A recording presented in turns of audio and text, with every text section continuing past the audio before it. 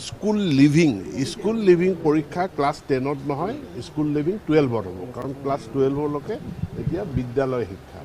পৰীক্ষাত যিহেতু OMR চিটত অবজেক্টিভ টাইপ কুৱেশ্যনৰ ওপৰত UPSC-লৈকে পৰীক্ষা হয়, গতিকে আমি ছাত্ৰ ছাত্ৰীসকলক সৰুৰ পৰাই ট্ৰেইন কৰিব বিচাৰোঁ আৰু সেইকাৰণে সেৱাই 50% সকলো বিষয়ত নহয়, 4টা বিষয়ত ইংৰাজী, সাধাৰণ বিজ্ঞান, সাধাৰণ গণিত আৰু ছ'চিয়েল ছায়েন্স, এই 4টা বিষয়ত 50 নম্বৰ তেওঁলোকে OMR চিটত পৰীক্ষা পাতিব আৰু বাকী 50 নম্বৰ সেইটো ছাবজেক্টিভ টাইপ কুৱেশ্যন থাকে।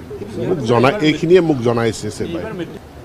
স্কুল লিভিং পৰীক্ষা ক্লাছ 10ত নহয়, স্কুল লিভিং 12ত হ'ব, কাৰণ ক্লাছ 12লৈকে এতিয়া বিদ্যালয় শিক্ষা। 10ৰ পৰীক্ষাটো হ'ব, আনকি 9ৰ পৰীক্ষাও হ'ব, 11ৰ পৰীক্ষাও হ'ব, 12ৰ পৰীক্ষাও হ'ব। মেট্ৰিক শব্দটোৰ অৰ্থ হ'ল 10, গতিকে ক্লাছ 10ৰ পৰীক্ষা হৈ থাকিব।